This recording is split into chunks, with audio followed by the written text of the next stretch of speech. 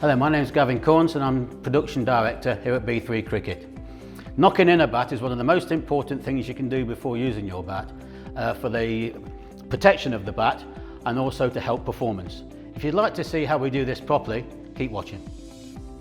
Here we have a brand new cricket bat without any stickers or without any face or anything, and I'm just going to take you through our knocking in process to help protect and gain performance of your new bat.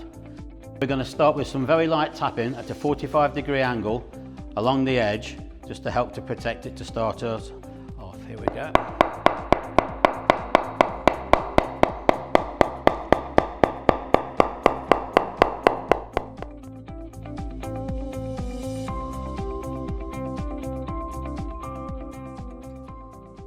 As we continue this process, we can slightly increase the force onto the edge that we're doing at 45 degrees, just to aid the fibres being condensed along this edge to help to protect them.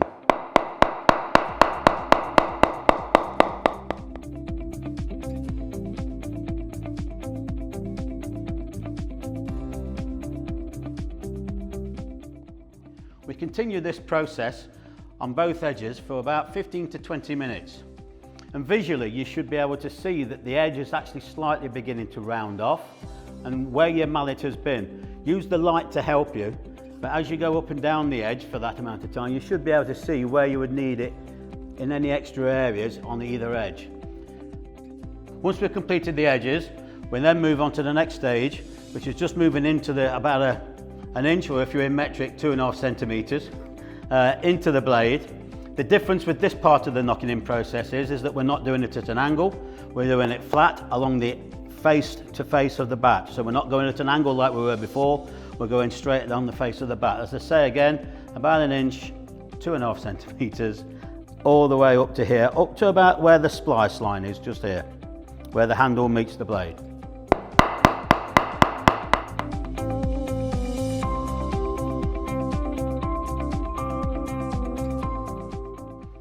Obviously we can repeat this on the other edge, and as you've seen, there's a little bit more force being used at this point, because obviously the area of willow here can take that extra pressure, and this will help us stop any indentations of the newer balls in the early life of the bat.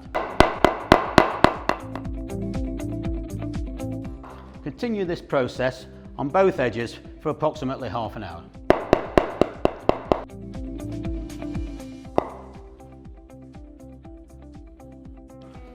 Moving on from the edges of the cricket bat, we can now concentrate on the toe.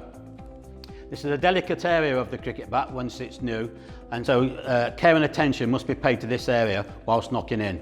Being very mindful not to use an angled mallet, but to be careful to keep the mallet square to the blade like so.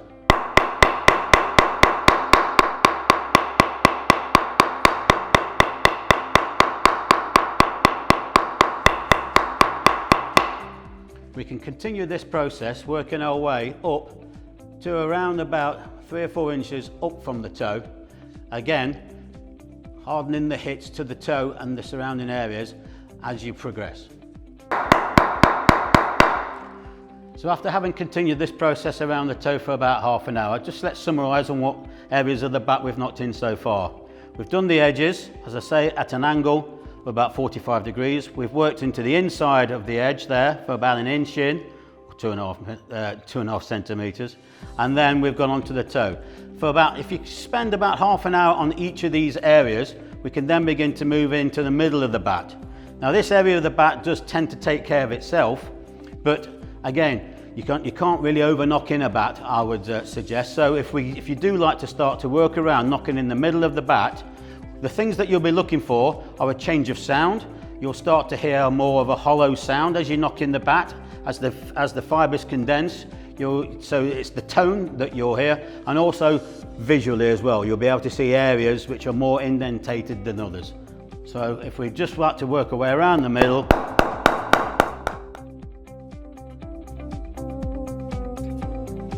again for about half an hour or so, or as long as the neighbours will allow.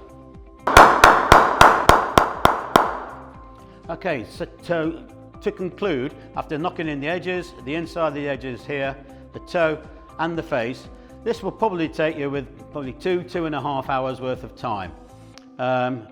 In all honesty, the time you'll feel, it's a very much a feel thing. Once you take the bat into a net and you begin to play with soft balls, not introducing it to hard balls straight away, you begin to get a feel for the bat. One idea that I would give you is that when you come out of after your first couple of net sessions, please have a look down your bat. If you see any areas which you may think to yourself, well, I need to go over those edges, please do so before applying your anti-scuff sheet. For more videos like this, head over to b3cricket.com or see our social media channels.